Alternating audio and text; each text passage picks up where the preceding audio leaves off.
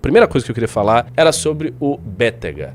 Eu sei que já houve a live com o Arthur e o Renan sobre o Bétega. A live foi muito boa e eu não queria aqui repisar os mesmos argumentos que colocaram ali na live sobre ele, nem dizer o quanto ele foi canalha, porque ele foi canalha sim, o quanto ele foi ingrato, porque ele foi ingrato sim, o quanto ele foi vagabundo, o quanto ele é oportunista, etc, etc. Tudo isso é real e já tá posto e todo mundo sabe.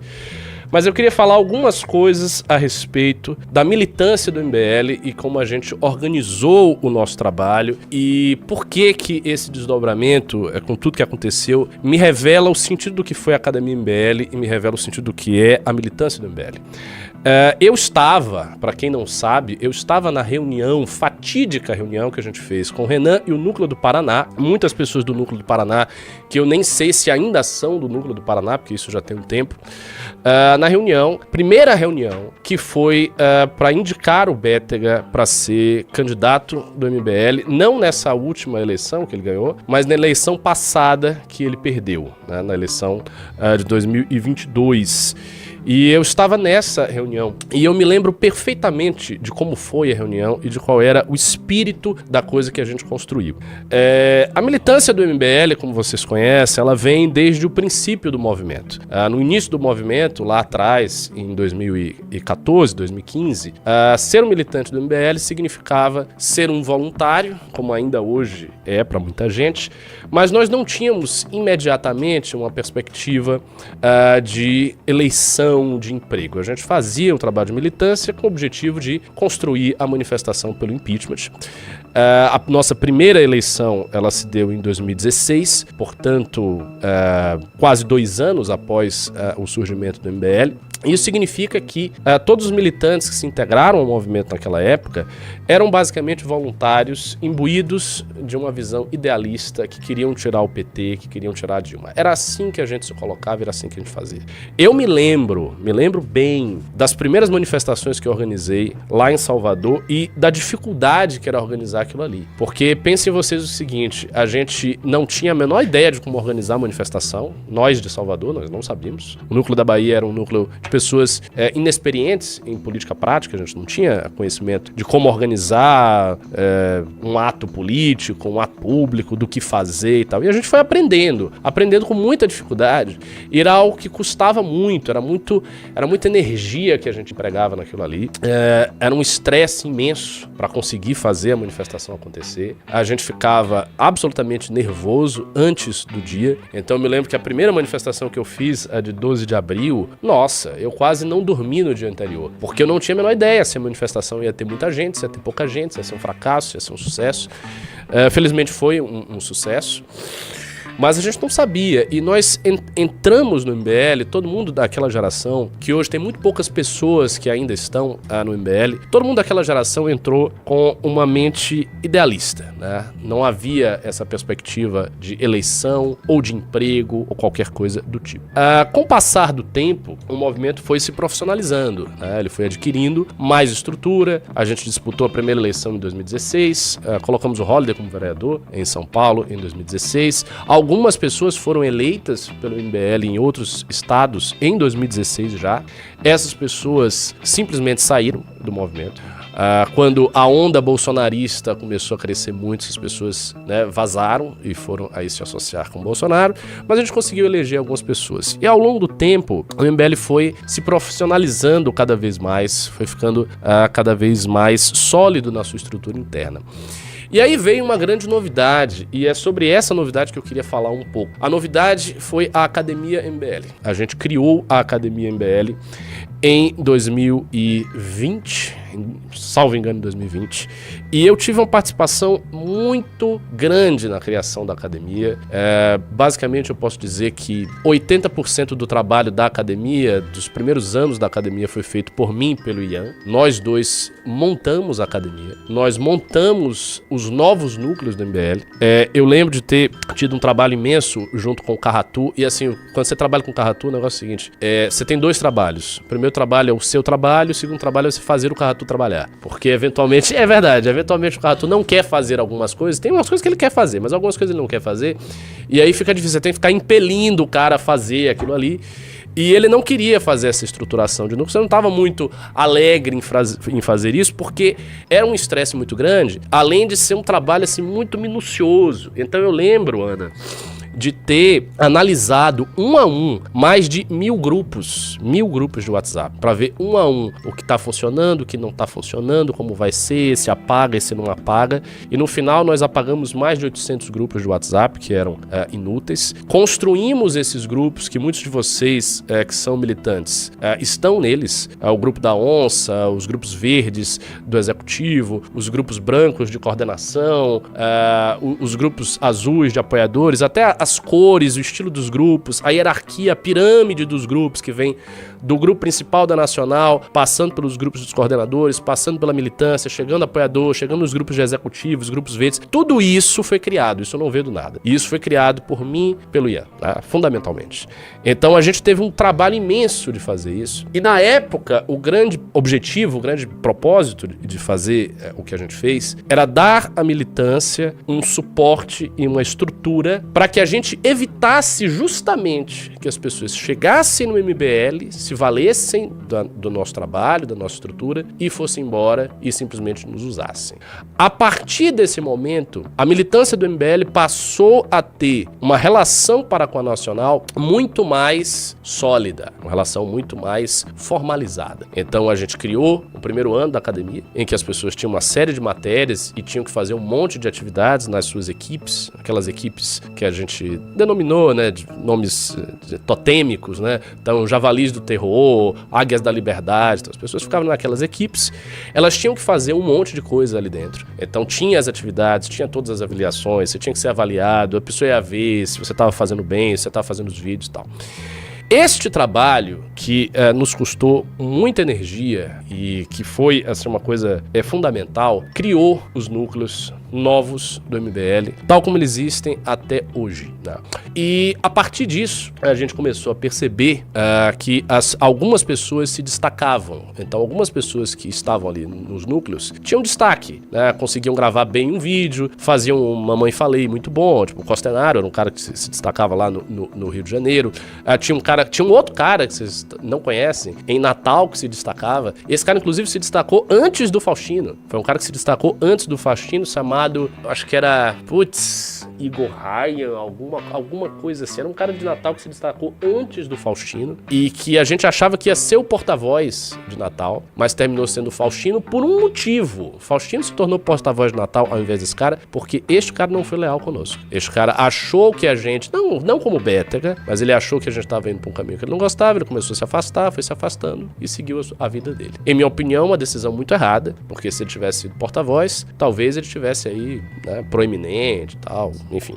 Mas ele tomou essa decisão. E aí a gente foi montando as coisas para isso. Então a gente monta, a certa altura do campeonato, o grupo de porta-vozes. Vocês não conhecem esse grupo, mas ele existe até hoje. É um grupo que tem algumas dezenas de pessoas que a gente montou. Ele foi criado pelo Ian, se eu não me engano, há alguns anos. E a gente foi colocando ali os porta-vozes para que os porta-vozes trocassem ideias, né? E houvesse um intercâmbio sobre técnicas de fazer vídeo, o que eles precisavam, e ideias de pauta para gravar coisas e assim por diante. O grupo se tornou um grupo muito orgânico, né, em que as pessoas realmente usam. E hoje, basicamente, todos os porta-vozes do MBL estão neste grupo. Então, nele você vai ver o Guto, o Kim, a Amanda, o Macris, o Ítalo de Sorocaba, os outros porta-vozes aqui de São Paulo, tem o Faustino, o Matheus Batista de Santa Catarina, o pessoal do Paraná, que não é o Bétega mais, né? Vocês vão ver todo mundo, Jota e assim por diante. As pessoas estão lá e usam esse grupo constantemente. E por que eu falo tudo isso? Eu falo tudo isso para explicar para vocês que houve uma estrutura, que ela foi feita. E quando um cara como o Bétega tem a conduta que ele tem o comportamento que ele tem, eu me sinto pessoalmente atingido, sabe? Me incomoda de uma forma pessoal. Além do incômodo que eu sinto pelo próprio MBL, eu me sinto pessoalmente atingido. Porque me parece que o trabalho todo que eu fiz, o cara olha esse trabalho e ele acha que não aconteceu nada. Que ele se elegeu porque né, Deus apontou para ele e disse: você é o cara, você é o escolhido, é você que tem o talento. Uma coisa que o Bétega comentava muito era sobre, ele sempre falava que, ele dizia, né, o núcleo é inexperiente. Ele falava, não, porque o núcleo é inexperiente, as pessoas são inexperientes, blá, blá, blá, não sei o que, etc, etc, etc. Ele sempre falava isso. E eu dizia a ele, olha, as pessoas são inexperientes e todo mundo é inexperiente e é isso aí. E as pessoas vão adquirindo experiência na medida que elas vão fazendo as coisas. Então me parecia desde lá atrás que ele realmente não respeitava o núcleo, sabe? Que ele não entendia que o trabalho ali era uma coisa orgânica. Todo mundo estava fazendo aquilo. E eu creio que foi esse o motivo principal dele ter tomado a atitude que ele tomou. Ele talvez acredite que a eleição dele se deveu a ele e não a um trabalho coletivo, dentro do qual o trabalho dele foi um trabalho. Ele tinha e tem habilidade para gravar vídeo, beleza. Ele tem as qualidades dele, com uma certa coragem, que permitiu, né, se colocar em situações de risco, beleza. Mas todos os demais estão também fazendo trabalho. A campanha dele não teria acontecido se não tivesse havido um esforço central da Nacional. Se as pessoas do núcleo não tivessem suado por isso. Se as pessoas não tivessem feito campanha. Se o Will não tivesse ido lá e feito a campanha. Se o França não tivesse ajudado e assim por diante. Então, ele não ganhou sozinho e a real é que ninguém ganha sozinho. Ninguém no MBL jamais ganhou nada sozinho. Se fosse pra ganhar sozinho, a pessoa não está no MBL. Ela estava fazendo o seu caminho solo. Por que ela tá no MBL, então? Quer dizer, ela ganha sozinho? Não ganha sozinho. Então, assim, o que aconteceu foi um ataque à própria Academia MBL. Foi um ataque à organização, foi um ataque ao trabalho das pessoas que construíram isso para que a gente conseguisse levar a nossa causa adiante e colocar os porta-vozes nos seus lugares, eleger as pessoas, fazer com que a nossa causa seguisse. Então, eu queria fazer essa reflexão. É um episódio que, vou dizer uma coisa para vocês, a gente não tem que achar que vai ser o último.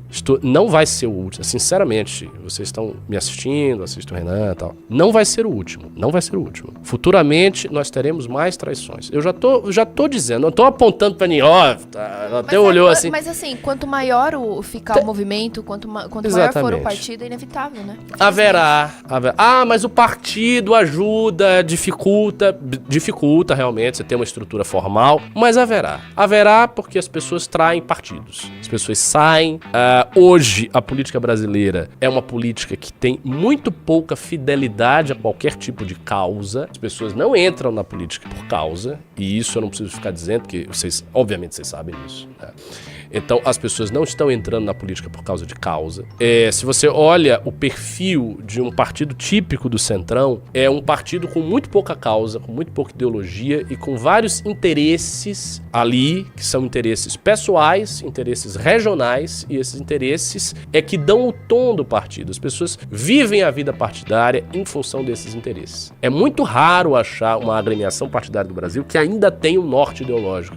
E eu posso dizer que, infelizmente, o norte ideológico nos partidos no Brasil ainda está com a esquerda. Os partidos de esquerda têm mais norte ideológico do que os partidos de centro e do que o PL, que é um partido baseado não em ideologia, mas sim no culto a uma pessoa, no culto a Bolsonaro, da parte de figuras absolutamente oportunistas como o Bétega. As figuras que cercam o Bolsonaro são exatamente como o Bétega, oportunistas, mas que veem no Bolsonaro a grande oportunidade da vida delas por várias razões. Pelo fato de que ele é o cara majoritário da direita e assim por diante, ficam ali, né, babando o ovo dele, puxando o saco dele e vão nesse caminho. Então, isso é como a política é no Brasil hoje. Partido Missão, que vai sair, é um destino categórico que o partido saia, esse partido será diferente. Será completamente diferente. Ele não vai ser uma seita, como as pessoas dizem. O MBL é uma seita. Pô, você pode denominar de seita ou não denominar de seita. Eu não acho que o MBL é seita nenhuma. Eu acho que nós temos apenas um mínimo de coesão e organização para qualquer organização política séria funcionar, que queira se basear em causa. Porque se o objetivo da organização é só colocar as pessoas lá e não se basear em causa, você sabe o que acontece com organizações partidárias que funcionam desta maneira. Organizações partidárias que funcionam desta maneira servem para que os seus integrantes roubem. É isso. Organizações partidárias que não têm ideologia, que não têm causa, servem para que os seus integrantes roubem. roubem. E não é à toa que o nível de corrupção na política brasileira é tão alto, porque as pessoas não estão por nenhuma causa, elas estão por elas próprias. E quando você está por você próprio, você não tem causa nenhuma, seu partido não tem causa, e você está controlando o orçamento inteiro de um país, a tendência é que você meta a mão nesse orçamento e reserve o seu.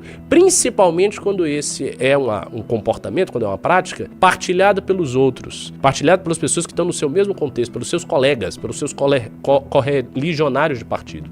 Então, quando você vem de um ambiente desse, naturalmente você acaba se tornando uma pessoa desonesta. Então é isso que acontece e a missão assim vai ser muito diferente. Por quê? Porque a missão será calcada para hoje e sempre na ideia da militância do MBL. O que a gente viu daqueles 9 de Curitiba, que agora estão sendo muito exaltados e com toda razão, eles abandonaram os cargos que eles tinham, eles se reuniram e expulsaram o Bétega, porque o Bétega não estava seguindo nada da normativa do MBL. O que a gente viu ali foi uma atitude heróica. A primeira vez que eu vejo uma atitude dessa, na história da militância do MBL. Mas eu sinto que essa atitude surgiu, ela pôde ser realizada, porque a gente fez um trabalho de coesão, de sedimentação, de fundamentação da militância ao longo dos anos da Academia MBL. Hoje eu não estou mais à frente da academia, quem está cuidando da academia é a Fernanda. Tenho certeza que ela está fazendo um grande trabalho na academia, tenho certeza que a academia deve estar excelente como sempre foi. Não sei mais os detalhes da estrutura da academia, mas espero eu que tenha conservado os pontos positivos da academia antiga e tenha superado os pontos negativos que também tinha. E é isso, nós vamos seguir desta forma. É aquilo que o Renan falou e que foi vazado, uma reunião que ele estava endereçando aos integrantes do MBL, e ele disse, olha, nunca é o seu ego, nunca é você, nunca é o que você quer fazer, é sempre a causa. O movimento nunca serve ao candidato, a causa nunca serve ao candidato, o coletivo nunca serve ao individual. E aí depois uns idiotas vieram e falaram, não, isso é leninismo, vocês estão sendo autoritários, o MBL é autoritário, blá, blá, blá, blá, blá, blá. Não é. Não tem nada a ver uma coisa com outra. E falar isso revela a falta de imaginação. Todas as organizações partidárias da política europeia liberal inteira, que funcionaram e que fizeram alguma coisa de valor real, sempre tiveram coesão ideológica. Procurem saber das origens do partido alemão da democracia cristã, que foi o partido que basicamente fez a reconstrução da Alemanha no pós-guerra, e vocês vão ver ali o quanto eles eram coesos, como eles tinham o sentido da democracia cristã, que depois eu acho que se perdeu bastante, mas eles tinham, no princípio eles tinham doutrina, eles tinham pensamento sério, eles estavam ali para salvar e elevar uma nação que tinha sido destruída na guerra, e deste esforço imenso veio o milagre econômico da Alemanha e veio a reconstrução da Alemanha Ocidental. E era um partido liberal, que nada tinha de leninista. Ao contrário, os verdadeiros bolcheviques estavam do outro lado, estavam do lado da Alemanha Oriental, numa situação política completamente diversa, com um partido que espionava os cidadãos, que tinha uma polícia secreta terrível, chamada Stasi. Então é outra coisa, a gente não quer isso. A gente não vai perseguir, fazer coisas terríveis com pessoas, nada disso. Nós queremos apenas o básico de um movimento sério, que tenha coesão, que tenha verdade e que nunca coloque o indivíduo acima da causa, as pessoas acima dos valores. Se o MBL passar a fazer isso, se a gente inverter essa relação, aí, meu irmão, meu amigo, tenha certeza que tá na hora de você não nos apoiar mais. Tá na hora de você ir embora, porque aí a gente se perdeu completamente. Então que fique aí esse recado. Fique também o recado para a militância, que eu sei que sofre, que sente quando essas coisas acontecem. É muito duro para as pessoas, principalmente para as pessoas que não têm um cargo depois, que tem um monte de gente que militou, mas que não recebeu cargo, que militou de graça. E ponto, e acabou. E não teve cargo depois, e não teve nada. Pessoas que apenas se dedicaram. Tem muita gente em todos os estados que se dedicou a eleger as pessoas que hoje estão eleitas. O Sandro, o Faustino, o Batista, o Bétega, que agora foi expulso e tudo mais, e que não ganhou nada, e que só perdeu, e que só teve estresse, e que só teve gasto, e que só teve dificuldade, e que fez o caminho árduo para eleger essas pessoas. E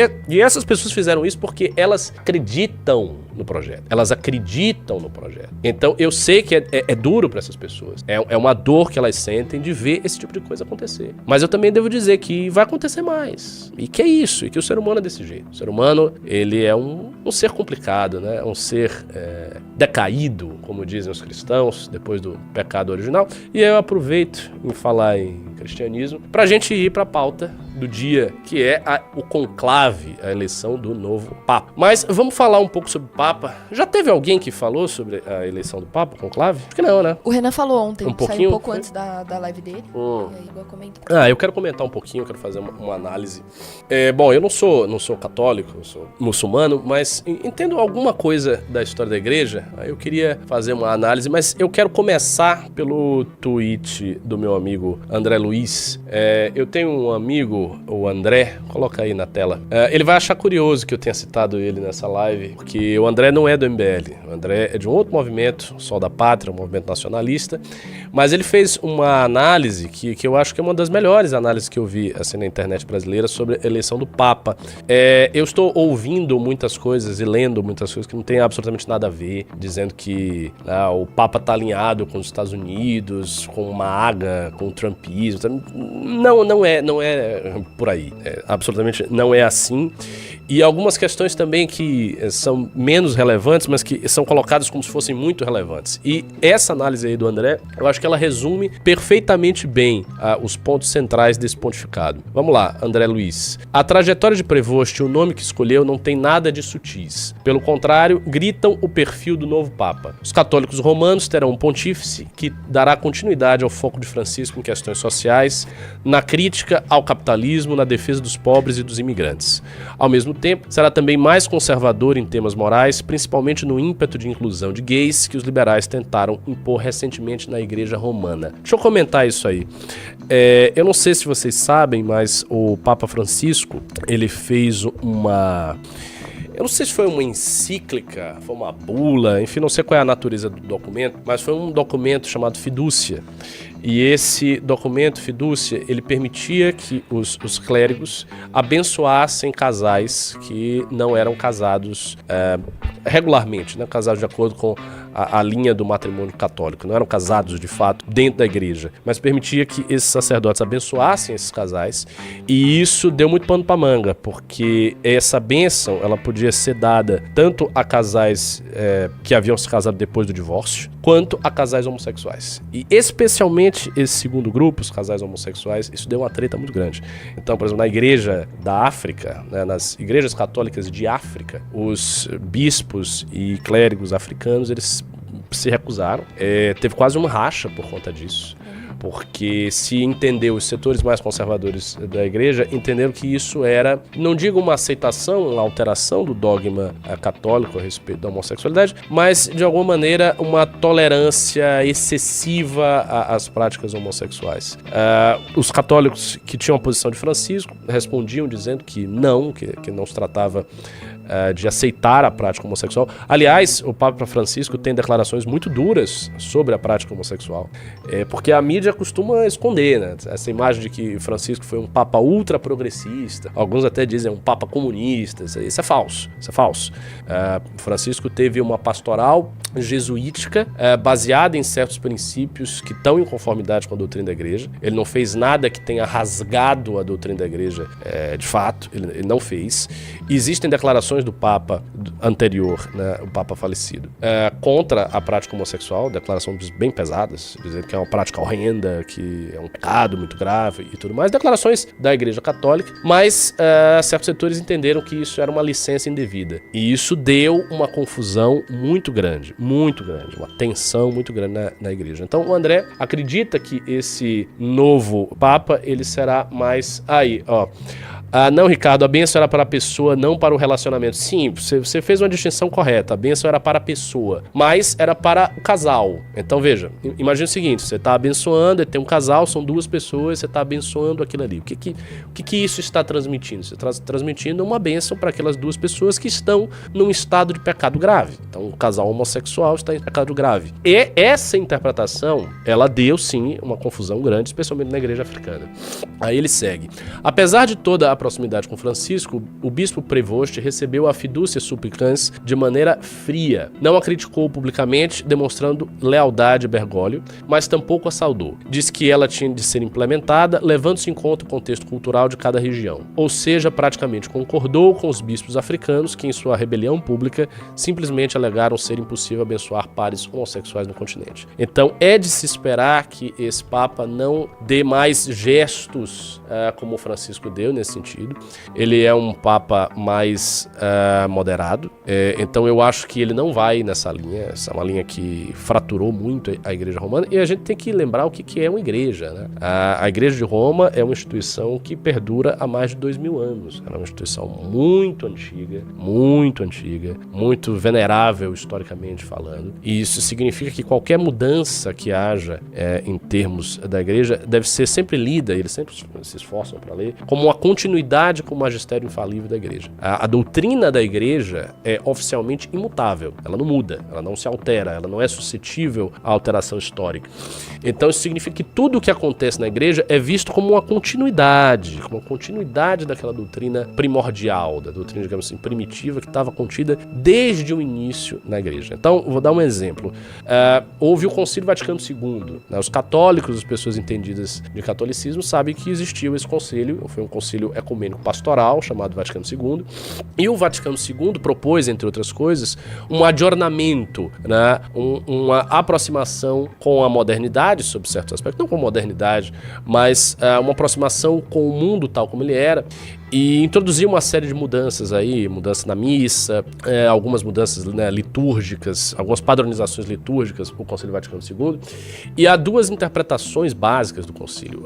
Tem umas interpretações que dizem, uma delas, que houve uma ruptura de alguma maneira, e tem uma segunda interpretação, que é a interpretação oficial de Roma, aquela que foi do Papa João Paulo II, que foi do Papa Bento XVI, que foi do Papa Francisco, e que será deste Papa, do Prevost, que indica que o Concílio Vaticano II teve uma continuidade plena com o magistério da igreja. Essa ideia de continuidade plena com o magistério é algo que é fundamental para os católicos. Um outro ponto que é fundamental para os católicos é retomar o terreno perdido.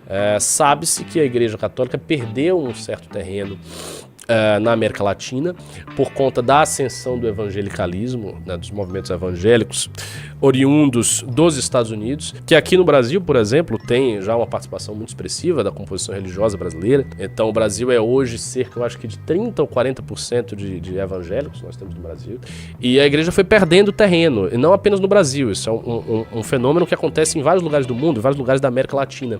Então há um certo esforço da igreja para recuperar isso aí, e eu vejo, por exemplo, que a indicação de um Papa como Francisco, que é um Papa argentino, um Papa latino-americano, tem a ver com essa necessidade da igreja recuperar esse terreno.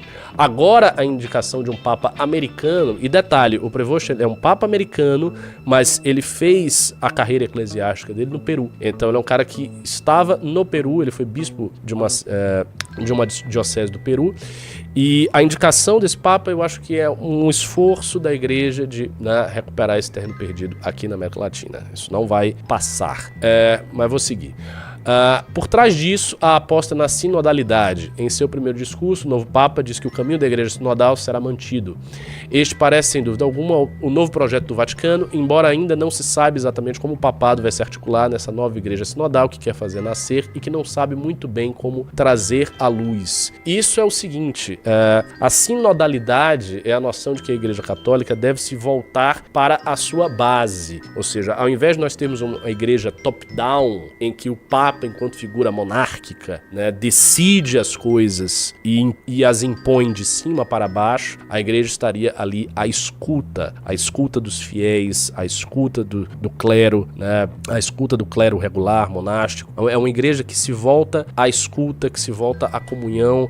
A gente pode fazer uma comparação, ela seria uma orientação mais democratizadora das questões da igreja. Então seria mais ou menos essa a ideia, que foi uma ideia que já estava em Francisco. Francisco fez fez o seu pontificado imaginando uma sinodalidade. Há quem diga, os críticos de Francisco, que isso não foi tão real assim, porque Francisco acabou sendo bastante top-down, bastante autoritário nas suas intervenções, mas há quem diga que esse é um caminho que a Igreja Romana tem adotado e que ele vai seguir por aí. Enfim, Leão XIII foi um dos grandes artífices da doutrina social da Igreja. O nome transcende, portanto, a própria teologia da libertação latino-americana, indo direto à fonte da abordagem doutrinária sobre as questões sociais e econômicas. Bom, isso é o seguinte, seguindo aí a minha explicação. O Papa Leão XIII, a quem ele cita aí, foi o Papa que escreveu a encíclica chamada Rerum Novarum, sejam todas as coisas novas, Rerum Novarum. Essa encíclica Rerum Novarum é uma encíclica famosíssima, que foi a resposta oficial e que até hoje é a resposta oficial da Igreja a questão do movimento operário europeu. Ela é uma encíclica que apresenta o pensamento socioeconômico da Igreja Católica, que não é o liberalismo capitalista que a gente conhece e que a gente defende. A Igreja Católica não é uma instituição liberal capitalista. Aliás, eu acho importante enfatizar esse ponto, porque eu via que na época do pontificado de Francisco, muitos conservadores ignorantes, na verdade, ignorantes do que é a Igreja, se irritavam com algumas manifestações de Francisco, como se ele devesse defender uma economia, defender valores capitalistas ou conservadores, tal como os conservadores americanos, ou com certa linha de conservadorismo, que é meio que a nossa e meio que da direita global, acredita. Não é assim que funciona. A Igreja tem a sua própria doutrina econômico-social, saibam disso. Essa doutrina, ela não se baseia nem no liberalismo, nem no socialismo. Ela é uma outra coisa, é uma outra doutrina. Ela é uma doutrina distributivista, ela é uma doutrina baseada em reflexões econômicas pré-modernas, anteriores ao surgimento do próprio capitalismo moderno. Então, reflexões aristotélicas, reflexões tomistas, reflexões agostinianas.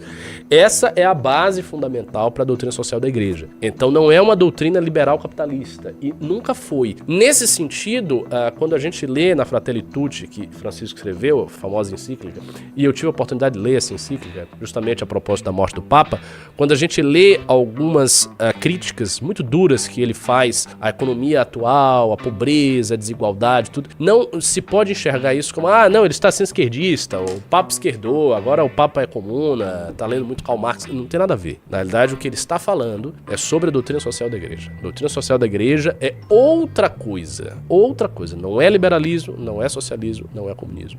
E a escolha desse novo Papa de se autonomear Leão XIV parece indicar esta continuidade.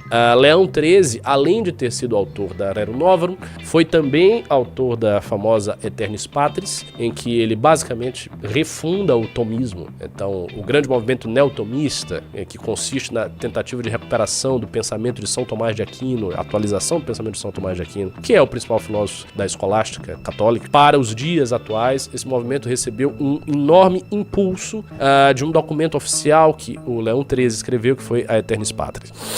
Então isso significa que talvez esse novo Papa ele vá nesta linha e vá na linha de enfatizar a doutrina social da Igreja, conforme Francisco já estava enfatizando. Então a gente vê um lance de continuidade nisso aí.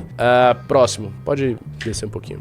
Como se sabe, como se sabe, a DSI tem forte apelo à distribuição de propriedade para as famílias, à subordinação da propriedade privada ao princípio da destinação universal de todos os bens, à proteção do trabalho.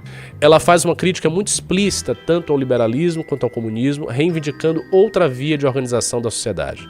A Rerum Novarum de Leão XIII defende que o trabalho é a fonte de riqueza última de toda a sociedade, e que é justo que os trabalhadores fiquem com o fruto de seu trabalho. O poder público deve intervir na organização social e econômica para garantir a proteção aos trabalhadores, o justo salário e os demais direitos. O Estado deve também proteger os trabalhadores dos especuladores e usurários, além de garantir a previdência social. O que ele está dizendo aí? Ele está dizendo que na doutrina social da Igreja, a base de constituição do valor não é a organização da empresa capitalista, e sim o trabalho. Ah, mas isso recorda alguma coisa do marxismo? Recorda alguma coisa do marxismo, sim. Tem uma semelhança aí, mas há diferenças importantes também. A doutrina marxista propõe a abolição da propriedade privada, a superação da sociedade de classe, a ditadura do proletariado contra a burguesia. Todos estes elementos de natureza revolucionária, eles não se encontram presentes na DSI. A DSI é outra coisa. Ela parte de uma noção de justiça distributiva, que já, como eu disse, se encontra nos clássicos do pensamento cristão e, em última análise, remonta a Aristóteles. Remonta, em última análise, a ética nicômaco de Aristóteles e a política de Aristóteles, nas quais está ali a noção de justiça distributiva. A ideia da justiça distributiva é, se você tem um coletivo e esse coletivo tem uma certa produção, essa produção ela tem que ser repartida de uma maneira harmônica para todos, a fim de assegurar a finalidade daquela sociedade, a fim de assegurar a coesão social, a fim de assegurar para todos uma vida harmônica, florescente, frutificante, etc, etc. Uma vez que isso não acontece, então uma vez que você tem problemas graves que acometem a humanidade até hoje, sob a égide do capitalismo, então a crítica a isso se encontra fundamentada na DSI. E é por isso que Francisco tinha as posições que ele tinha, não porque ele fosse um marxista. A igreja, aliás, final, de uma ótica política é uma jogada importante escolher um pontífice norte-americano a essa altura do campeonato. Primeiro, houve uma debacle do protestantismo yankee. Além disso, o atual vice-presidente do ZEWA é o católico romano J.D. Vance, óbvio candidato a novo chefe de estado do Tio Sam. Aliás, o J.D. Vance que visitou o Papa Francisco um pouco antes de morrer. Né? A igreja romana no ZEWA depende sobremaneira dos imigrantes, 36% de todos os católicos romanos no ZEWA são hispânicos, ou seja, tem origem latino-americana, o que aponta para a óbvia reprodução exógena dos fiéis do país. Dizendo de outra maneira, os católicos romanos mantêm sua proporção de 20 a 22% da população do ZEWA, porque alimentados continuamente pelo fluxo de imigrantes pobres de países majoritariamente romanos. Esses imigrantes são os operários e o precariado que alimenta a máquina de moer almas do capitalismo yankee. Também um público que recentemente tem migrado do Partido Democrata para o trumpismo. Todas essas linhas de força podem se encontrar em Leão XIV, permitindo que ele faça um contraponto a Trump vindo da direita e não dos identitários. Um contraponto não é necessariamente oposição política, deixo claro, mas ainda ele pode ser um interlocutor importante do trumpismo e ser o mais provável herdeiro de J.D. Vance. E aí ele segue, eu não vou ler tudo, mas ele já está no finzinho, ele vai seguindo e arremata essa ideia basicamente dizendo isso, que você tem ali nesta eleição do Papa a possibilidade de um contraponto. Esse Papa, o Robert Prevost, ao contrário do cardeal Barron, que era o que os trumpistas queriam, que é basicamente um cardeal trumpista, esse Papa é um crítico de Trump. Ele já fez algumas críticas ao Make America Great Again, ele não é um cara alinhado com a política norte-americana, claramente não é, e eu acho que essa é a linha que ele vai seguir. Ele vai seguir uma linha muito moderada em termos de costumes, de todas as coisas que envolvem aí sexualidade, homossexualidade, aborto e assim por diante. Eu acho que vai ser super conservador, mais do que Francisco era. Ele deve seguir uma linha de enfatizar bastante a doutrina social da igreja, o que significa que a gente vai provavelmente ver este Papa escrever encíclicas sobre isso, fazer críticas à desigualdade, à pobreza, à fome, o que os pontífices costumam fazer, né? Assim, obviamente. Eu acho que ele vai nessa direção. Deve ser um Papa que vai amortecer as tensões que estavam aparecendo e que já apareciam, veja, desde Bento XVI. Tanto Bento XVI quanto Francisco, por razões opostas, tinham contramovimentos às suas pessoas. Tanto que Bento XVI foi o Papa que deixou de ser Papa, né? Ele abdicou da Sé Romana e se tornou Papa emérito. E isso é uma coisa que aconteceu, acho que uma vez, ou foi a primeira, enfim. Algo muito raro na história do papado. De forma que eu acho que ele vai amortecer as coisas e arredondar a igreja para o seu sucessor. Então é isso que se espera. Bom, foi uma boa análise, viu? Eu vou dizer, foi uma análise bem redondinha aí das coisas da igreja. Mas vamos para outro tema. O que temos para hoje? Temos uma declaração polêmica do Papa, já que você fez toda essa análise. Mas eu acho que eu falei muito de Papa. Vamos para outro assunto. E temos algumas outras polêmicas aqui. Do INSS, o Lula retirou o bloqueio do sindicato que o irmão dele, o sindicato que é do irmão dele, então bloqueio para aquelas instituições que estavam envolvidas na polêmica dos 90 bi. Rapaz, olha só. Deixa eu ver isso aí. Baixa aí. A Advocacia Geral da União deixou de incluir algumas associações que foram citadas em investigação da Polícia Federal nos pedidos de bloqueio de recursos feitos... Ok, desce. Entre elas está o Sindicato dos Aposentados Pensionistas Idosos, Sindinap, cuja arrecadação somou 90 milhões. A entidade tem como vice-presidente José Ferreira da Silva, conhecido como Frei Chico, irmão do presidente Luiz Inácio Lula da Silva. Outra associação que ficou de fora do pedido de bloqueio foi a Confederação Nacional dos Trabalhadores, a CONTAG. A associação é a que mais recebe com desconto. Foram 426 milhões em 2023, segundo a Controladoria Geral da União. Desse aí. A AGU também fez pedido, nem conta com a Conafer e nem da ABCD Amar Brasil. As duas contam, veja se tem mais alguma coisa. A CNN e a AGU informou que o recorte das 12 entidades objeto da ação cautelar de urgência ajuizada teve como base a apuração administrativa instaurada no último dia 5 de maio pelo INSS. E que em momento oportuno ingressará com novas medidas judiciais cabíveis para a reparação de todo o dano sofrido pelos beneficiários da Previdência Social. A corrupção e a improbidade administrativa são condutas combatíveis, blá, blá, blá, blá. Deixa eu ver se tem alguma coisa mais interessante. Segundo o advogado de Lula, lista das associações, vai descendo, tem mais alguma coisa. Então é basicamente isso, né? O que ele fez? Eles deram um jeito de tirar justamente aquelas instituições mais ligadas diretamente ao Lula e ao PT. Nossa Senhora, mas a gente tá numa época, é uma coisa que até falou o engenheiro Léo, eu não consigo chamar o cara de Leonardo, né, engenheiro Léo. Falou o engenheiro Léo ontem, que eu fiz news com ele. As pessoas estão profundamente apáticas. Eu acho que elas estão profundamente apáticas. As coisas estão acontecendo e eu, sinceramente, não sinto nenhuma indignação popular, ninguém fazendo nada. As pessoas estão deixando acontecer. Você tá vendo as pessoas, por exemplo, indignadas com isso? Não, nem Você tá vendo alguém comentar isso? Ninguém fala sobre isso. Inclusive, professor, assim, não sei se é possível fazer uma análise nesse sentido também, mas eu reagi essa semana com o Arthur, uma moça falando sobre os 10 livros mais vendidos no Brasil no último mês. O senhor chegou a ver isso? Não, mas é só merda, eu já sei. Os 3 livros mais vendidos no Brasil no último mês foram livros de colorir para adultos. Nossa senhora. Então eu acho que além das pessoas... Eu sei o que é. Eu sei o que é, porque eu comprei esse livro pra minha filha, pô. Então, é um livro de ursinho, que vem uns ursinhos isso, engraçados. Isso aí. Aí vem um ursinho e as pessoas ficam colorindo aquilo então, ali. Então assim, além das pessoas estarem anestesiadas, elas não estão absorvendo conhecimento suficiente pra poder interpretar o que essas coisas querem dizer, e elas estão, além de tudo, infantilizadas. Mas você sabe por que isso acontece? Sabe qual é a causa profunda disso? Diga. Na minha opinião? Eu acho que a sociedade atual, ela é de alguma maneira uma sociedade regressista.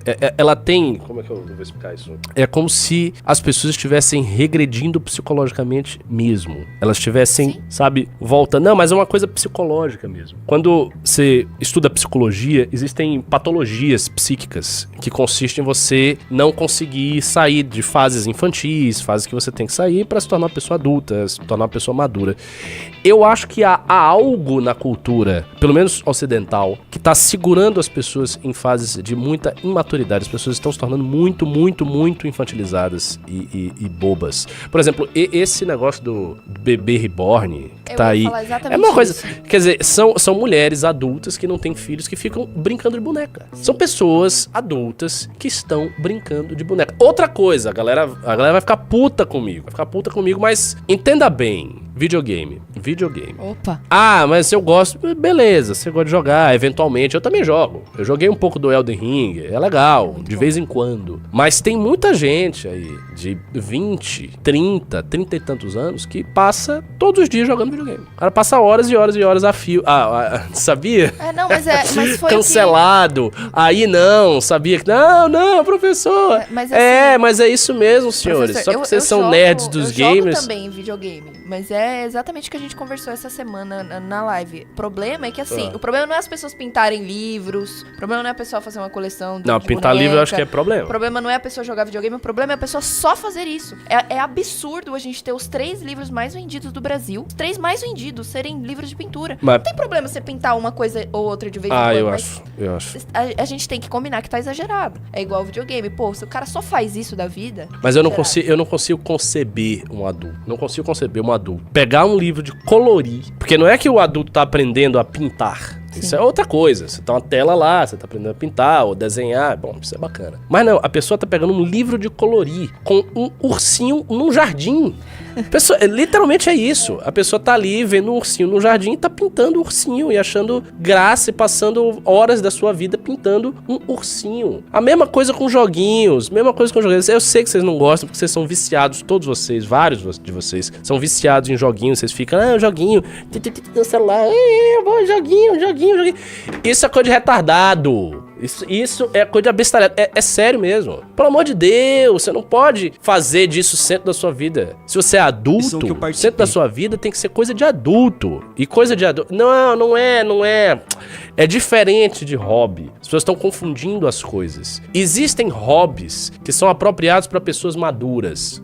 Mas não tem distinção. Tem distinção sim. São atividades que remetem à infantilidade. Você está com um livro que você fica colorindo ursinhos num jardim, isso é uma coisa de criança. Você tá com um bebê uma boneca que você chama o seu bebê e que você fica lá, meu bebê, isso é coisa de criança. Você está adulto gastando horas todos os dias jogando videogame, me desculpe, isso é coisa de criança. São várias e várias coisas de criança. Mas as pessoas fazem, elas são viciadas, elas vêm desde a adolescência, desde a infância.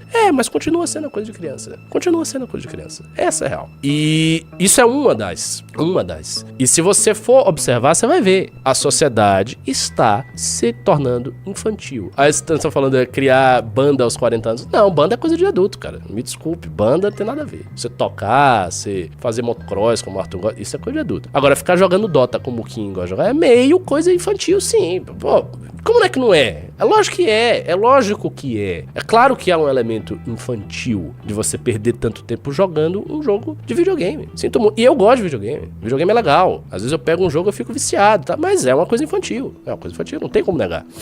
Eu encontrei o vídeo da moça aqui que ela faz o ela top faz 10. A defesa? Não, ela faz o top 10 dos livros. Dá uma olhada. A gente precisa ter uma conversa séria sobre os livros mais vendidos do mês passado. O que é que está acontecendo com a gente? Depois de gravar vários vídeos com os mais vendidos de outras décadas, eu resolvi gravar os mais vendidos da atualidade, segundo a Publish News. Eu fiquei chocada e eu tenho certeza que você vai ficar também. O 10º livro mais vendido de abril de 2025 é o livro de colorir para adultos, Comfy and Cozy. Exatamente esse livro aí. Nossa Senhora. Café com Jesus. Em 8º lugar, Faça Direito, Faça Dinheiro. Em 7º lugar, Café com Deus Pai. Em 6º lugar, Mais Esperto que o Diabo. Em 5º lugar, o mais vendido do mês passado foi Caminhos da Esperança. O livro mais vendido foi O Poder da Autorresponsabilidade. Em 3º lugar, E se aquilo... Outra coisa, dê uma pausa aí. Também, assim, um negócio que a gente vê demais nessa lista aí. Tem livros que são infantis e livros que são de autoajuda. Que é outra característica dos tempos atuais.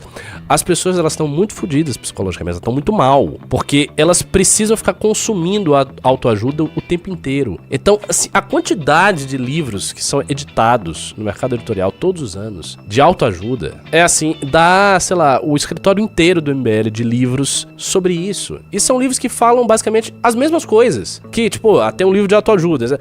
Você deve se preocupar com o seu sonho. Você não pode viver de forma mecânica. Pô, será que a pessoa precisa de um livro pra saber disso? Será que não é intuitivo que ela tem que se preocupar com a vida dela e não pode viver de forma mecânica? Aí tem outro conselho. Sei lá, não se estresse. Veja as coisas como se fosse pela primeira vez. Todos esses conselhos, isso é muito banal, entendeu? Se eu tiver tempo, em uma semana eu escrevo 40 conselhos de autoajuda e faço um livro sobre isso. E as pessoas ficam comprando e consumindo e elas ficam iguais. Não é que elas vão melhorando, as pessoas não estão melhorando, elas estão a mesma coisa. E vão comprando esses livros e não serve pra porra nenhuma. O que mais? Colorir para adultos. Segundo lugar, Dias Quentes, livro de colorir para adultos. Primeiríssimo lugar, o livro mais vendido no Brasil em abril de 2025 foi Do Dia para a Noite, livro para colorir para adultos. Cachorrinho. Estou aqui para questionar os livros de colorir muito... Aí ela faz aqui a análise dela. Não sei se você quer assistir. Deixa eu ver o que ela vai dizer. Menos os livros de autoajuda. A minha questão é por que os livros de literatura não estão presentes na lista. As pessoas estão buscando respostas rápidas de como enriquecer em um dia, blindar seu casamento, passar a perna no diabo, e a literatura está ficando de lado. É por isso que o nosso trabalho de divulgação... Velho, assim, a literatura tá ficando de lado porque ninguém lê literatura, ninguém tem o menor interesse em literatura no Brasil. Isso praticamente acabou, sinceramente. Literatura séria, você pegar a literatura popular de ficção fantasia, ainda se lê um pouco, o Harry Potter da vida, uma coisa assim. Ainda vai. Uma literatura pesada não existe. Ninguém lê Borges, ninguém nem sabe quem é Borges. Ninguém lê Tolstói, ninguém lê essas coisas. Não lê, assim. A saída da literatura, a quantidade de livros que se publicam de literatura é muito pequena, muito pequena. Um livro de poesia, pra você ter noção, um livro de poesia bem sucedido no Brasil inteiro vende 600 cópias, se muito, no Brasil todo. Livro de autor premiado, livro de autor importante. E é isso. É disso pra baixo. De filosofia, então, esquece. Não vende nada, nada. Tipo, se você vender num livro de filosofia, sei lá, 150 cópias, é muita coisa. 200 cópias, meu Deus, 300 cópias é o cara mais popular do mundo. Não se vende nada. O fato do MBL estar criando uma editora, novamente a gente está remando contra a corrente. A gente rema contra a corrente ao fazer isto aqui, que é uma revista impressa de cultura. Absolutamente ninguém lê revista impressa de cultura, fora um círculo muito restrito de pessoas da esquerda que leem Piauí 451. Então, a gente está fazendo isso aqui é uma coisa contra a corrente, é contrária à corrente. E, assim, isso é uma raridade, cara. Isto aqui é uma raridade. Mesma coisa, livro. As pessoas não leem, absolutamente. Eu lembro de ter ficado muito espantado, quando eu fui na Argentina.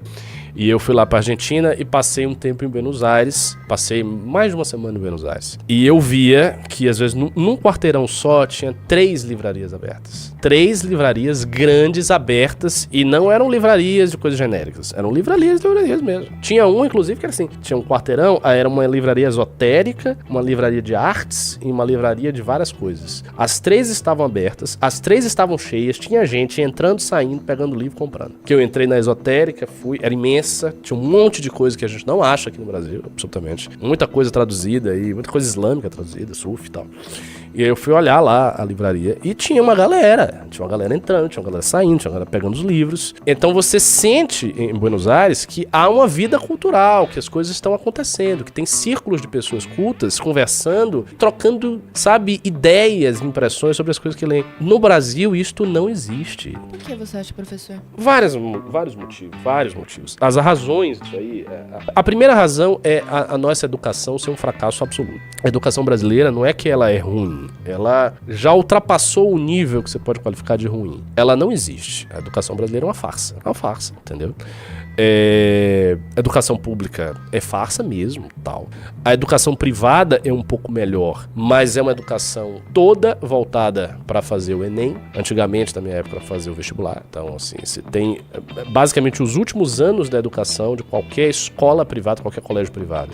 E do interesse de todo o alunado, de todos os pais e tudo mais, é passar numa prova. Então, você tem uma prova e você tem que passar naquela prova, você decora uma série de coisas, você vai ali, você passa a prova, depois você esquece, você vai seguindo a sua profissão, para ver se você ganha algum dinheiro. Então, há muito pouco de formação humanística nisso aí. Há muito, muito pouco. Então, você tem uma educação de base que é uma farsa.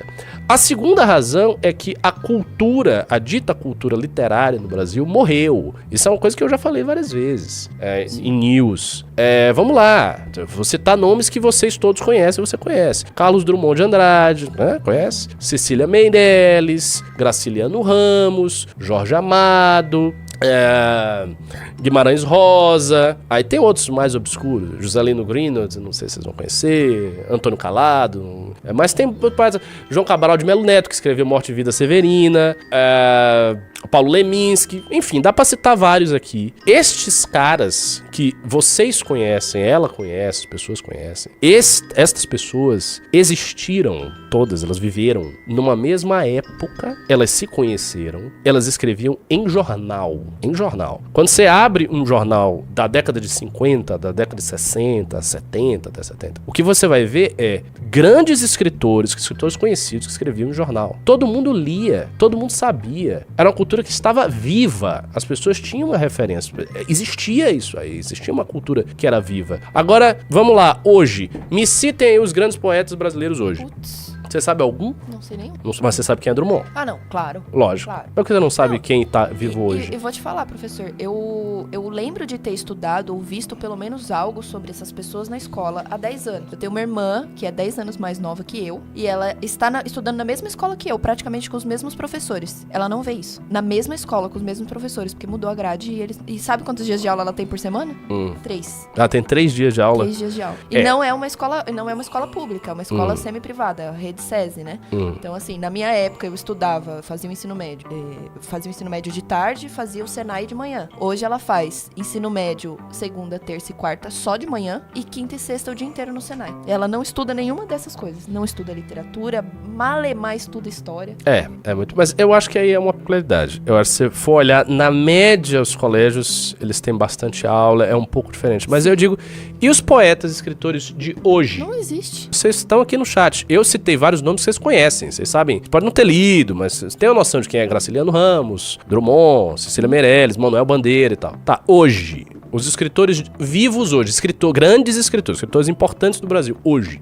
Pessoal no chat, Orua. Não, vocês estão esculhambando, mas eu não quero que vocês esculhambem, não. Eu quero que vocês se esforcem verdadeiramente para me dar nomes de escritores vivos. Porque, assim, tem alguns, eu conheço alguns, mas vamos lá. Não vai sair. Itamar, que segundo dizem que escreveu Torto Arado, é um mau escritor. Aí não tem. Falaram bastante dessa Márcia. Não, porque Márcia ela é uma idiota. Não conheço. Foi uma imbecil completa. Uma filósofa ligada ao PT, que falou da lógica do assalto. Falou um monte de merda. É um imbecil. Não tem. Ferreira Goulart, infelizmente, Ferreira Goulart morreu. Tem alguns, Adélia Prado tá viva. Tem, sei lá, 200 anos. Acho que ela tá viva ainda. Mas o que eu digo é, e essa é a segunda razão, a vida da cultura morreu. Quando você tem a vida da cultura, ela morre e as pessoas para elas não chega nada, isso provoca o seguinte efeito. O primeiro efeito imediato da morte da vida da cultura é que não há mais interpretação sobre o mundo que seja atualizável. Porque a literatura, principalmente a literatura, as artes de um modo geral, mas a literatura é mais explícita nisso, porque lida com linguagem escrita, né? A literatura, ela tem um poder, Ana, de te fazer entender o mundo que você está. De fazer você entender as emoções das pessoas. Ela te vai tocando nessas emoções e as pessoas que leem literatura, elas adquirem uma certa profundidade, uma certa maturidade psíquica. Só que para isso existir e você não ser um antiquário, você tem que ler também literatura contemporânea. Você pode ler os clássicos antigos e tudo mais, mas você tem que ler o que está sendo feito agora também. Por quê? Porque o mundo é agora. Um autor que escreveu no início do século XX, ele está lidando com as questões sociais, econômicas, políticas, psíquicas daquela época. Então é preciso que isso seja sempre atualizado.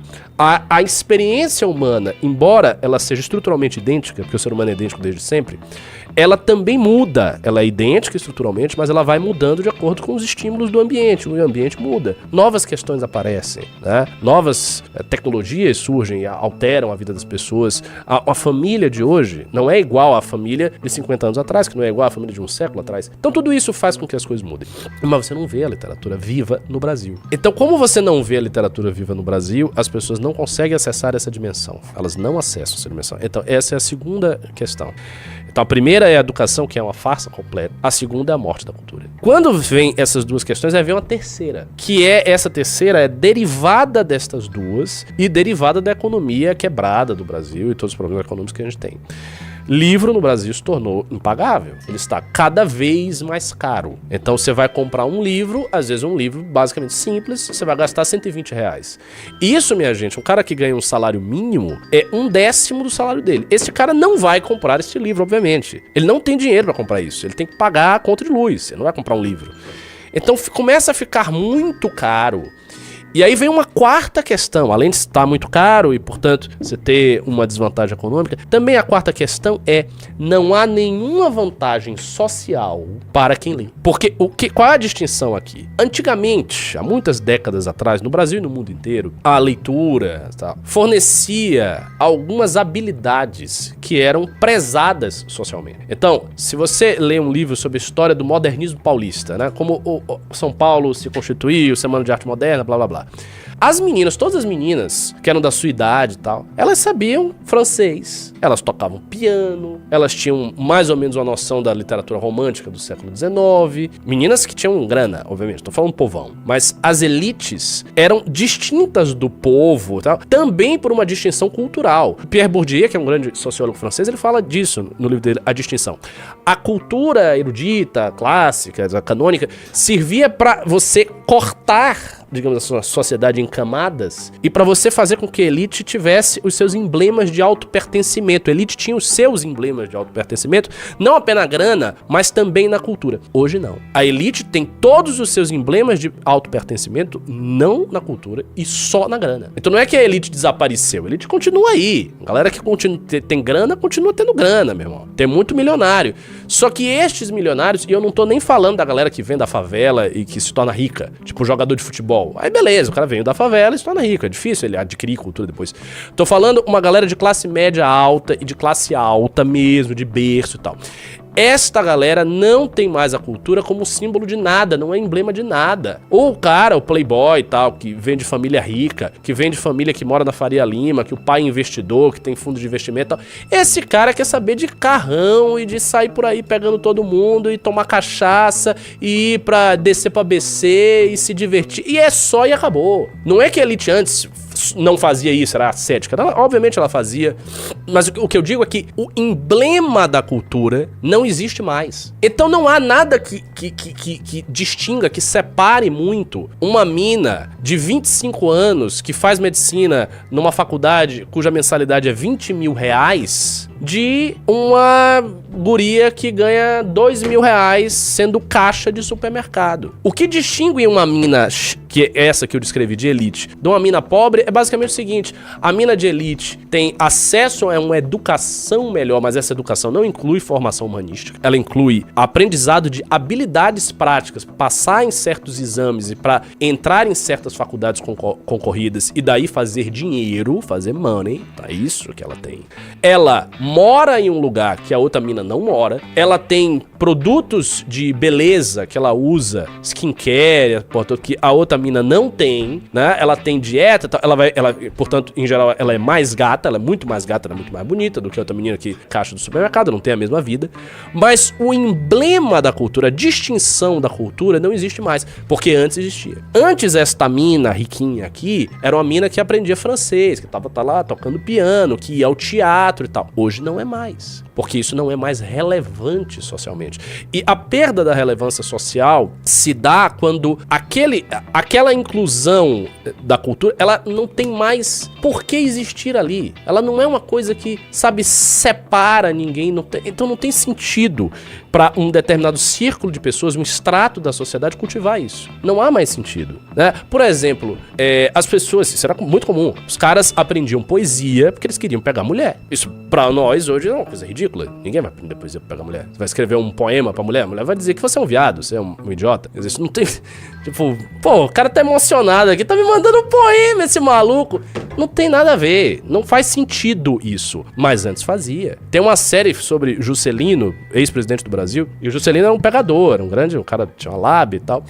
E o Juscelino, ele fazia poesia quando ele era jovem, pra pegar meninas. E recitava lá. Então o cara tava lá lendo Castro Alves pra aprender, pra cultivar o ouvido, pra ele escrever um poema pra fazer. E a menina assim, que é um poema, blá, blá. Hoje isso não faz sentido nenhum. Isso é uma coisa de idiota, é uma coisa de nerd, entendeu? Não tem lógica, sabe? Não tem encaixe. Então é por isso. Estas são as razões que levam a esse estado que a moça tá descrevendo. Agora você pergunta, como é que resolve? Eu não acho que resolve. Eu acho que é daí pra pior, estamos todo lascado. Mas aí eu resolve. perco todas as esperanças, professor. Ah, mas sobre isso pra perder, não resolve. Isto é uma coisa que, eu vou dizer, é muito... Aí, os caras estão mandando poema pra mulher, ela vai se chamar de esquerdo macho, não sei o que, virgem, blá. O Juscelino fazia isso, pô. O Temer, mas o Temer é velho, o Temer tem realmente um livro de poemas da mesma coisa. Os velho, Temer, Sarney, essa galera das antigas, era assim porque esses caras tinham formação de outra época.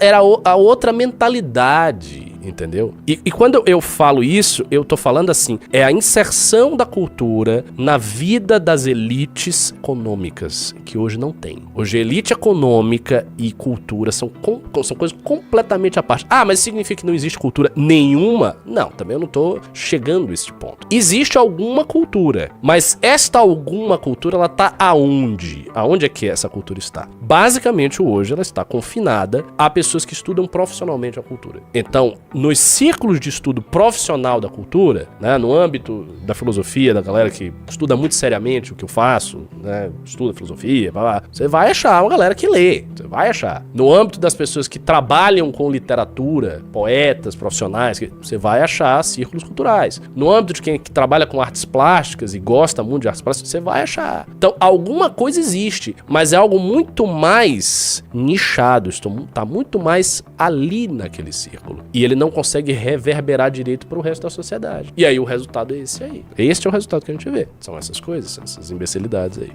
Entendeu? E, enfim, não tem o que fazer. E aí, o que mais temos? Notícia do IBGE. IBGE lança mapa mundi invertido com o Brasil no centro. O objetivo é ressaltar liderança em fóruns internacionais, diz presidente. Márcio Postman, presidente do órgão, diz que mapa reflete protagonismo do país em blocos como BRICS e Mercosul. Desse aí. Eu comentei, eu me lembro disso, eu fiz um comentário a esse negócio do mapa na live do News, que eu tava com o Antum, o Junito e o engenheiro Léo. O meu comentário foi na seguinte direção, né? Não é também que... Ai, meu Deus, que coisa terrível. A esquerda é imbecil e não sabe fazer um mapa. Nossa, olhem como eles não sabem fazer um mapa. Tem algum sentido o que está sendo feito. Não é incomum que mapas diferentes do mapa que você está acostumado, daquele mapa com as proporções de mercado e tudo mais, sejam feitos por nações. Isso acontece. A ideia de você colocar o Brasil no centro é você dar uma pegada brasilocêntrica ao mapa. Isso é uma coisa que imita um mapa que saiu da Índia, em que da China, em que a China aparece no centro do mundo e todas as outras coisas aparecem ali ao redor. E é uma forma de afirmação da centralidade de uma nação. Em si, o mapa não é um problema. O mapa, ter este mapa, o IBGE ter lançado esse mapa, não é esta a discussão. O que é a discussão, que eu acho que é a discussão relevante e que eu comentei no News e repito aqui, é a preocupação em fazer este mapa.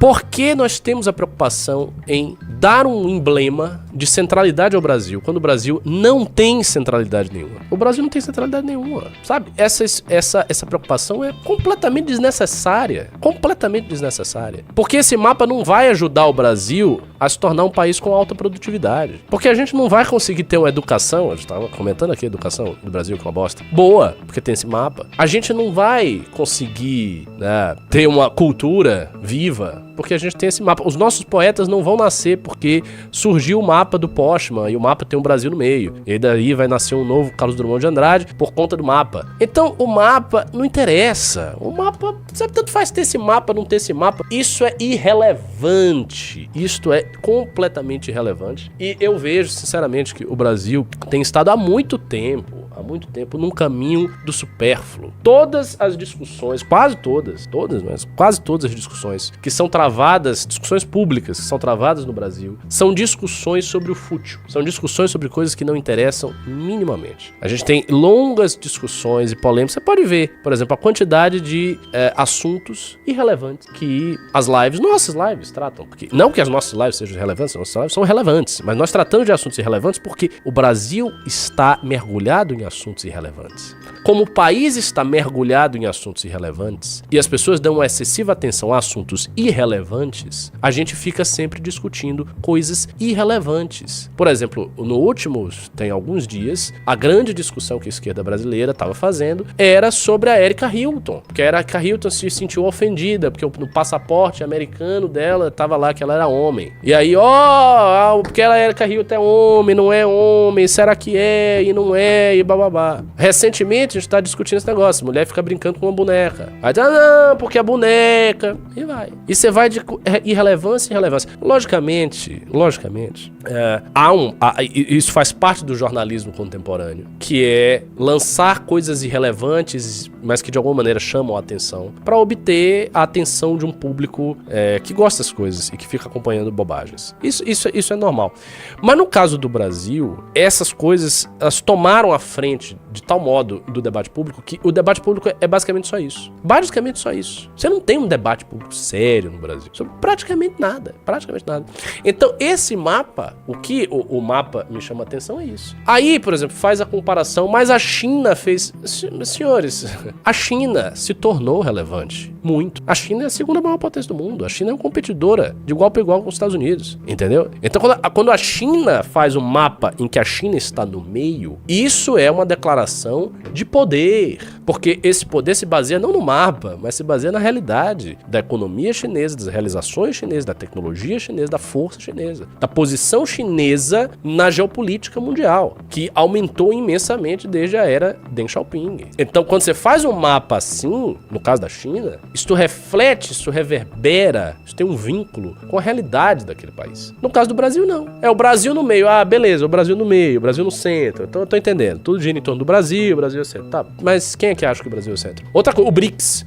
O Brasil é de alguma maneira o centro do BRICS? Não, o Brasil é um membro periférico do BRICS. Eu vou citar, o BRICS é feito de Brasil, Rússia. A Rússia é muito mais importante que o Brasil. Muito mais. Ah, mas a economia da Rússia é menor do que o Brasil. É menor do que o Brasil. Mas a Rússia tem 5 mil ogivas nucleares e é a segunda maior potência militar do mundo. A Rússia tem muito mais peso. A Rússia influencia diretamente o tabuleiro internacional, pressiona as democracias europeias, faz um jogo ali naquela região, que é um jogo grande, é um jogo de gente grande. A Rússia está se impondo. Ah, é uma economia pequena, sofreu demais quando perdeu os territórios da União Soviética. Ah, tem um regime que é tirânico, tá, ok, tudo isso é real. Mas a Rússia tem um papel na geopolítica. Você vai no exterior, você vai na Europa, você vai nos Estados Unidos, e tem um monte de noticiário sobre a Rússia. O Brasil não aparece. Eu tenho um amigo meu que mora há 10 anos na Europa. Ele disse que a coisa que mais o impressionou quando ele foi pra Europa, e ele ficou lá 1 ano na Europa, foi ver que o Brasil não aparece no noticiário internacional. Que não existe o Brasil. Fala-se de tudo. Do Irã, da Rússia e tal, na Espanha. Fala-se de tudo. O Brasil nunca aparece. Então, o que isso mostra? Isso mostra que o Brasil não está fazendo nada. Não está fazendo nada de relevante para que se... Entendeu? Então, o BRICS, aí tem a Rússia é mais importante. A Índia, aí vem depois Rússia, Índia. E que é a Índia hoje? Hoje a Índia é a potência que os Estados Unidos estão tentando desesperadamente de tudo para colocar do lado deles. Para contrabalancear a influência da China. Olha o jogo dos Estados Unidos. O jogo dos Estados Unidos é privilegiar a relação que eles têm com a Índia para contrabalancear a China, dado que Índia e China têm atritos de fronteira, inclusive. Nisto aí, os Estados Unidos está do lado da Índia, por exemplo, nesse conflito, e a China está do lado do Paquistão. A China tem uma relação de política externa forte com o Paquistão. Então, se você olha o gráfico, por exemplo, de compra de armas do Paquistão, que era variado, hoje assim, fez assim, a China estava aqui, fez um tum, praticamente todo o armamento que é comprado, que não é produzido no próprio Paquistão, vem da China. Saiba disso. O armamento do Paquistão, que não é produzido no Paquistão, boa parte dele vem da China. E o que isso mostra, esse esforço americano? Isso mostra a relevância da Índia. Então a Índia é um país muito mais relevante. A Índia tem programa espacial. O nosso programa espacial que a gente desenhou no Livro Amarelo é um programa espacial que se baseia no programa espacial que não é indiano, mas que é o nosso mesmo, que os indianos copiaram e fizeram. Aí a gente tem o nosso, não fizemos, e agora a gente tem que olhar o que os indianos fizeram baseado no nosso programa. É assim, tá lá no Livro Amarelo, isso é um fato. Então, a Índia tá acontecendo. Aí depois BRICS, você tem a China, nem preciso falar da relevância da China. Aí depois você tem a África do Sul. Ah, beleza. A África do Sul é um país que tem muitos problemas ainda. Mas olha a história da África do Sul. A África do Sul é um país deste tamanho, bem menor que o Brasil. Não é um país continental. É um país pequeno, relativamente pequeno. É um país que passou pelo apartheid. É um país que tem divisões sociais assim e raciais drásticas. que o Brasil não tem, e beleza, a África do Sul tá lá no caminho deles. Aí depois você vai pros países do mundo islâmico. Você pega Irã, Arábia Saudita, todos esses países têm, enquanto potências regionais, projetos bem consistentes. O Irã, por exemplo, tá aumentando a influência dele no Oriente Médio. Agora essa influência tá sendo contida, né? Tá um esforço para conter a influência do Irã. Mas alguns anos atrás, o Irã tava lá, jogando pra lá e pra cá, entendeu? Jogando no Oriente Médio, que é a região dele, e mantendo uma órbita de influência muito considerável. O Irã está para fazer bomba nuclear, velho, entendeu? E é um país, note só, é um país que vive há décadas sob um pesadíssimo embargo econômico norte-americano. Não é brincadeira o que o Irã faz. E, no entanto, ele está se movimentando. Aí você vai lá, Emirados Árabes, o país é minúsculo, é menor que essa ponta desse negócio aqui. Um negócio pequenininho. São literalmente vários principados. O que o Emirados Árabes fez? Os caras descobriram petróleo, começou lá, construir uma puta de uma infraestrutura.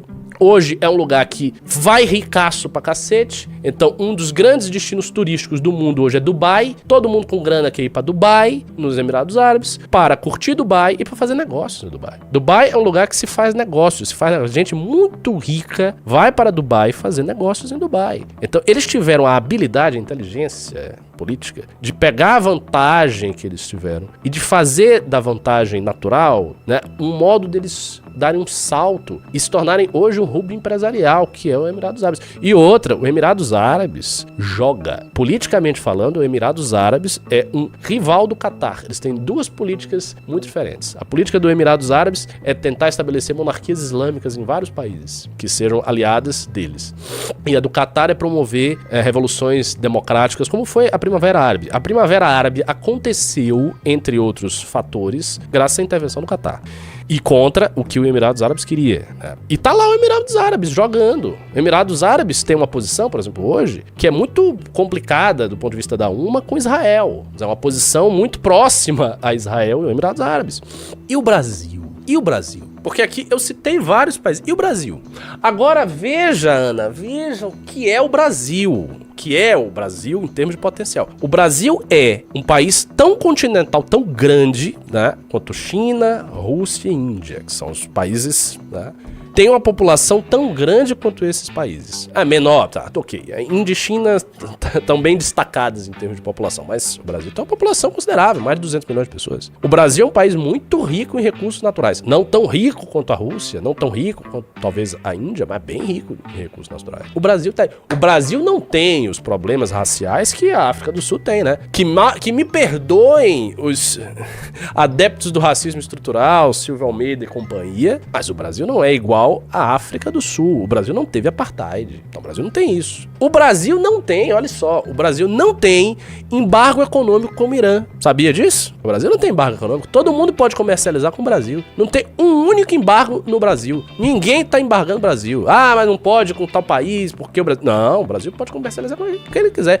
Comercializa com os Estados Unidos e com China. De boa. E bastante. E aí? Não tem embargo econômico. O Brasil não é como os Emirados Árabes, um país deste tamanho com as ilhazinhas, que tem que se esfalfar para obter tanta influência. Os Emirados têm uma influência muito grande, muito desproporcional até o seu tamanho. Não, o Brasil é grande. Mais ainda, o Brasil não é um gigante entre gigantes. Não, o Brasil é um gigante cercado de países que são muito menores do que ele. O nosso maior país da América do Sul é a Argentina, e a Argentina é bem menor que o Brasil. E aí? O Brasil tem tudo isso. Então pareceria que o Brasil tem várias vantagens, não é isso? Não pareceria que o Brasil merece o lugar de centro, o lugar que o mapa do IBGE, do Postman, está dando ao Brasil, que é o lugar de centro, não merece o Brasil? Mas ele não tem. E nenhuma das vantagens que eu citei desses países todos, eu citei várias de cada um deles, tem o Brasil. O Brasil não tem as vantagens da China. Vantagens que eu tive não são vantagens naturais, são as vantagens artificiais, criadas pelo esforço político da nação, pelo projeto, por você querer elevar a nação. Isso a gente não tem. Isso a gente não tem, e nós estamos ficando para trás de tudo. Eu já citei aqui e cito de novo. Tem um podcast sobre o Programa Espacial Africano. Programa, é isso aí que vocês ouviram. Programa Espacial Africano. Feito pelo Henrique, que é do Livro Amarelo. A África está investindo nisso. E o Brasil? Onde é que o Brasil tá? Pois é. Aí a discussão agora é o mapa. Ah, mas o Brasil tá no meio, o Brasil tá na periferia. Foda-se, tanto faz, senhores. Não importa onde o Brasil está no mapa, porque não é questão de mapa. Não é questão de mapa, é questão de realidades. Agora, a realidade que nós vemos é os caras roubando o INSS, velho. É mais um escândalo de corrupção. Os caras metendo a mão no dinheiro do velhinho. É isso que a gente tá vendo. Aí se vai, mas o PT governou 5 vezes esse país, senhores. E os caras agora, eles tiveram 2 grandes escândalos de corrupção, tá entrando no 3º. Quer roubar velhinho. Um escândalo de corrupção para cada bloco de mandatos do PT. Primeiro governo Lula, os 2 mandatos do Lula, mensalão. Aí o PT é conhecido pelo quê? Fez coisas em economia? Fez. Eu não acho que o governo Lula, os 2 primeiros mandatos, tinha sido tragédia, não. Teve crescimento econômico, teve reserva, tem várias coisas interessantes que foram feitas ali. Mas as mudanças profundas, reais, que deveriam solidificar a posição do Brasil, essas não foram feitas. Por quê? Porque o Lula achava que não precisava fazer. Ele não teve coragem. Ele não botou realmente, vou fazer e vou me arriscar. Não fez. Foi deixando a coisa acontecer. Tava no boom de commodities, estava um cenário internacional favorável, a conjuntura era boa, e ele foi tocando o barco com a conjuntura. E fez transferência de renda? Fez. É elogiado por causa disso, por alguns analistas internacionais até hoje? No livro do Joseph Stiglitz, que eu me baseei para escrever um artigo que vai sair na Valete, o Joseph Stiglitz cita lá, em Brasil, o presidente Lula, tá lá citando. Alguma coisa ele fez, mas também teve um escândalo de corrupção gigantesco, que foi o Mensalão. Quis comprar o Congresso Nacional com o Mensalão. Mensalão está vinculado aos 2 primeiros mandatos de Lula. Aí vem Dilma, taca-lhe Dilma. O que acontece? Petrolão, outro escândalo de corrupção. Aí vem agora o terceiro mandato do Lula, 5º mandato do PT, Aí o que a gente tá vendo? Escândalo de corrupção, INSS, e os caras se esforçando para que a AGU tire a CONTAG do bloqueio e tire a organização do irmão dele, do Frei Chico, pra tirar.